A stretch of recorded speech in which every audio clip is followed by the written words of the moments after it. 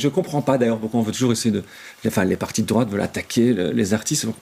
On répète toujours que ça représente par exemple 8000 personnes. Enfin, on dirait que c'est vraiment quelque chose quelque chose de très symbolique pour eux. Voilà. Alors qu'en fait, ces artistes, tout le monde sait aussi que ça fait vivre énormément, jusqu'à 5% du PIB d'un pays, par exemple. À Bruxelles, c'est plus de 5000 personnes. Certainement, ouais. Moi, par exemple, je vous donne un exemple très rapide. Par exemple, je joue mon spectacle dimanche dernier à Namur, un spectacle d'1 heure, pour lequel je facture un certain montant. Il faut savoir que derrière ce spectacle d'1 heure, il y a toute une journée de trajet, de répétition, de montage. Après, il y a aussi des journées presse avant et tout. Il faut savoir que derrière 1 heure, en tout cas, d'un travail artistique, il peut y avoir plusieurs jours, c'est des semaines de travail.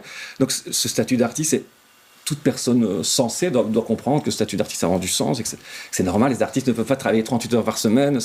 On a vraiment besoin de ce statut d'artiste. Pour que le spectateur comprenne bien, quand vous êtes en préparation, vous touchez le chômage à ce moment-là? Voilà, les jours où on ne travaille pas, on touche un montant quotidien de chômage qui tourne autour des 60 € par exemple, ce qui n'est pas grand-chose. Parce que la grande partie du travail d'un artiste n'est jamais payée quasiment, que ce soit les répétitions, la diffusion, la recherche de nouveaux théâtres, etc. Alors bien sûr, quand on vend son spectacle, l'heure où on joue le spectacle, on peut gagner plus de 1000 € en 1 heure, ça peut paraître génial, mais cette heure-là, elle n'arrive que quelques fois par mois. Oui.